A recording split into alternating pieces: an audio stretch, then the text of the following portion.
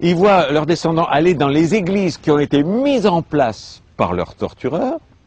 Ils sont désespérés. Si vous voulez retrouver la vérité qui est le culte de vos ancêtres, débaptisez-vous, apostasiez de la religion des colonisateurs, jetez les vêtements des colonisateurs, retrouvez les vêtements africains, retrouvez la culture africaine, retrouvez les religions d'avant la colonisation. Alors là, vos ancêtres vont vous regarder en étant fiers et en disant, tiens, finalement, nos descendants sont finalement indépendants. Pour l'instant, vous ne l'êtes pas. C'est des blagues. On vous fait croire à l'indépendance. Il y a un drapeau, il y a des... C'est des pantins, mais qui sont aux ordres des pouvoirs internationaux. Et vous le savez, en prenant un maximum d'argent qu'ils mettent sur des comptes en Suisse. Et en même temps, l'Afrique meurt de faim un peu partout. Un petit exemple. La cathédrale, la basilique de Yamoussoukro, si je me rappelle bien du nom, c'est aberrant. Il y a une Américaine qui vient de lancer une opération, c'est il y a plus de 30 ans, en disant, le Vatican, s'il est tellement concerné par les pauvres et par la faim en Afrique et ailleurs, mais qu'ils vendent le Vatican, et avec cet argent, il peut donner à manger à tout le monde. Parce que la religion chrétienne dont on vous vante les mérites et avec laquelle on vous a colonisé, a toujours dit, la pauvreté c'est beau, n'avoir rien c'est beau. Ok, faites-le vous-même. Que le pape vende tout le Vatican, c'est une ville. Et avec l'argent, il y a de quoi nourrir tous les Africains pendant plus d'un siècle. Non, ils restent dans le luxe, mais dans les églises africaines, on continue de prêcher la pauvreté, l'humilité. Et c'est des blagues, c'est la suite de la colonisation. Alors si la colonisation politique a été faite à 1%, c'est-à-dire vraiment un simulacre, si la colonisation spirituelle, elle n'a jamais été faite. La décolonisation spirituelle n'a jamais été faite.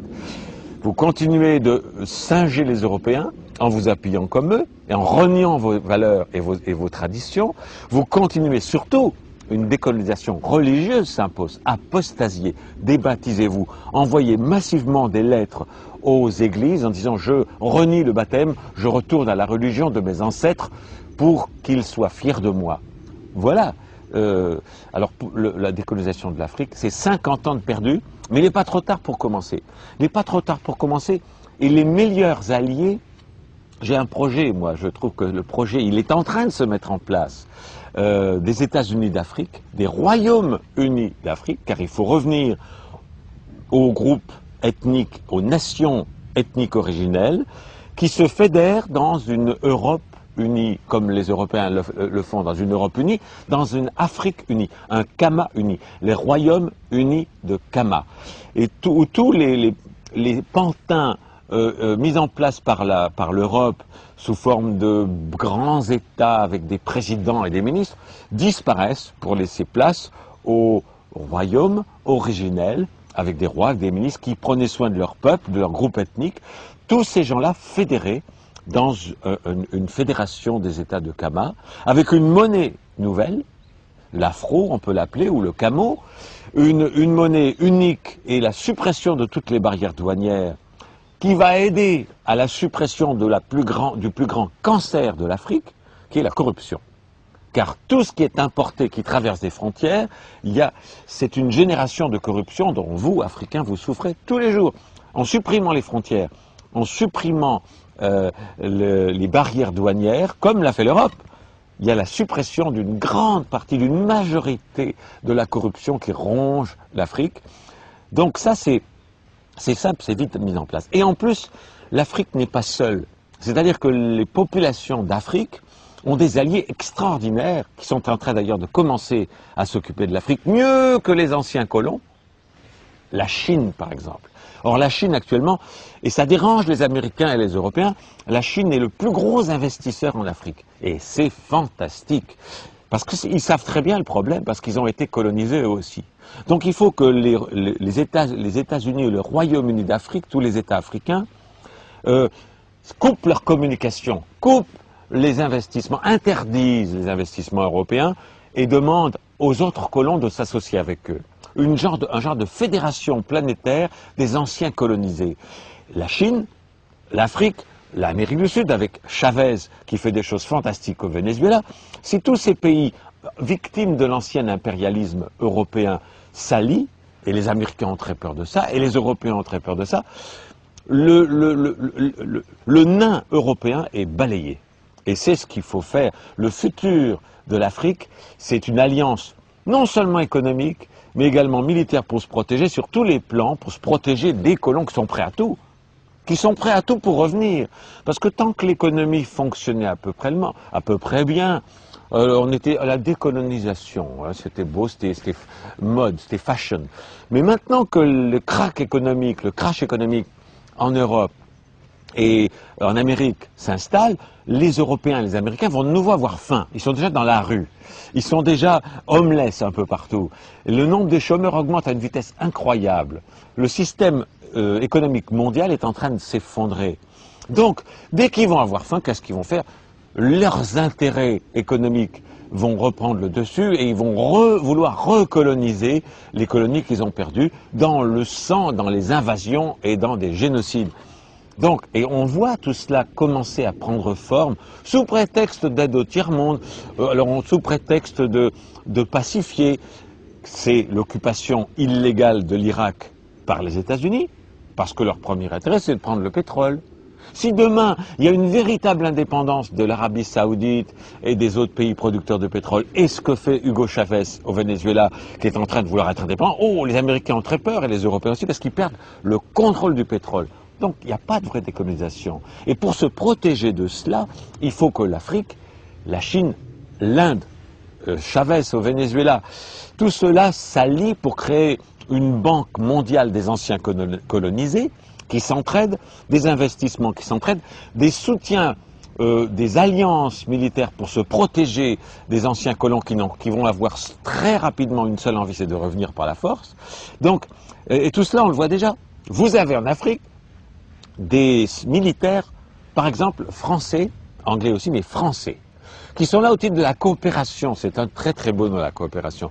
Ça veut dire qu'ils sont là, puis alors on donne l'excuse de dire s'il y a une déstabilisation politique, eh bien ces militaires français vont pouvoir protéger les populations françaises qui vivent en Afrique. Un instant là. S'il y a une déstabilisation en Europe, et ça arrive dans certains pays, est-ce qu'il y a des militaires africains pour protéger les Noirs qui y vivent? Non. Alors donc il n'y a pas d'équivalence, il n'y a pas de réciprocité, c'est toujours un paternalisme et un tempérament de conquistador qui est en place pour dire vous êtes indépendant, mais attention, hein, on vous surveille, on vous patronise quand même, on regarde si tout va bien, sinon on va revenir.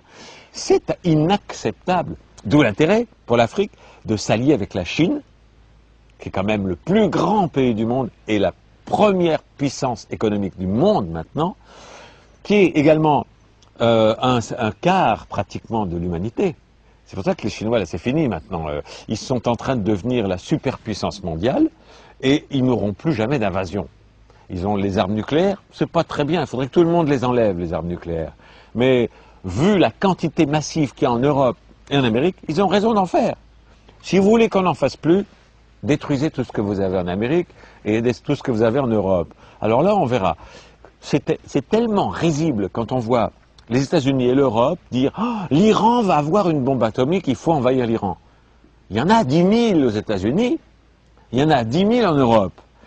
Alors, commencez par détruire celle que vous avez avant de vous inquiéter de la bombinette atomique que peut-être l'Iran fera un jour et qui a le droit. Pourquoi les États-Unis et les anciens impérialistes européens auraient le droit d'avoir des bombes atomiques? Puis l'Inde, non, la Chine, non, l'Afrique, non, évidemment, surtout pas. Mais non, l'égalité, elle est là pour tout le monde. À la Chine et l'Inde, ensemble, c'est bientôt 3 milliards d'êtres humains, c'est-à-dire pratiquement la moitié de l'humanité. Et cette moitié de l'humanité, l'Afrique doit la rejoindre en tant qu'ancienne victime de la colonisation et créer une internationale des anciennes victimes de la colonisation, sans esprit de revanche. Car l'amour et la compassion doivent aussi régner, sans jamais faire subir aux Européens et aux Américains ce qu'ils ont fait subir aux autres, mais en empêchant que ça se reproduise, et en étant traités au moins à égalité. Et il se peut très bien, avec les richesses économiques et intellectuelles que possède le bloc Chine, Inde, Afrique, Amérique du Sud, qui ont toutes les ressources mondiales, qu'un jour, l'Europe et les États-Unis soient en situation de tiers-monde. Et il appartiendra aux gens de l'Afrique et aux anciens colonisés d'aider mieux, s'il vous plaît, que ce qui a été fait pour vous, parce que c'était l'aide au développement, c'était plutôt une aide au sous-développement. Il vous appartiendra, à vous, population future de l'Afrique et de Kama, et des États anciennement colonisés, d'aider sincèrement. Actuellement, les Africains font la queue pour émigrer dans les pays riches, en France, etc. Je vous prédis, moi, le prophète Raël, qu'un jour, les Européens feront la queue pour être acceptés comme immigrants en Afrique. J'espère, je compte sur vous pour les traiter mieux qu'ils vous traitent quand vous voulez aller en Europe. La situation est en train de se retourner, vous le voyez déjà apparaître, tout ce que je vous raconte là. Énormément de nouveaux diplômés des universités françaises, au lieu de trouver un travail en France ou aux États-Unis, reviennent au pays, reviennent en Afrique, parce qu'ils y sont mieux traités, parce qu'il n'y a pas de racisme, parce qu'ils vont pouvoir s'y développer d'une façon beaucoup plus forte, en créant des entreprises en Afrique. Et les Chinois ont compris ça, qui commencent à investir massivement en Afrique. C'est extraordinaire, c'est magnifique. Augmenter ses liens avec la Chine, avec l'Inde, avec Chavez au Venezuela, et l'Afrique, très vite, va devenir un pays où les pauvres Européens vont vouloir venir essayer d'avoir du travail. À vous de les accueillir avec amour. Je voudrais ajouter quelque chose, c'est que l'Afrique, Kama, continent colonisé et où beaucoup de journalistes et de médias sont asservis au pouvoir, et donc indirectement asservis aux anciens colonisateurs, les médias ont une importance cruciale, fondamentale, et en particulier les gens de télévision, et je voudrais remercier Alexis pour son courage, car je suis certain qu'il y a beaucoup de pression de la part des ambassades européennes, de la part des pouvoirs religieux, les chrétiens et tout ça, pour qu'on ne transmette pas mon verbe aux populations africaines. Et je tiens à féliciter, à remercier tout particulièrement Alexis pour avoir le courage de transmettre ces propos-là, qui lui, effectivement, peuvent lui attirer bien des désagréments parfois, mais c'est de ça que l'Afrique a besoin. L'Afrique a besoin de centaines d'Alexis qui disent les vraies choses sans avoir peur de déplaire aux anciens colonisateurs et aux marionnettes qu'ils ont mis en place dans les gouvernements démocratiques africains.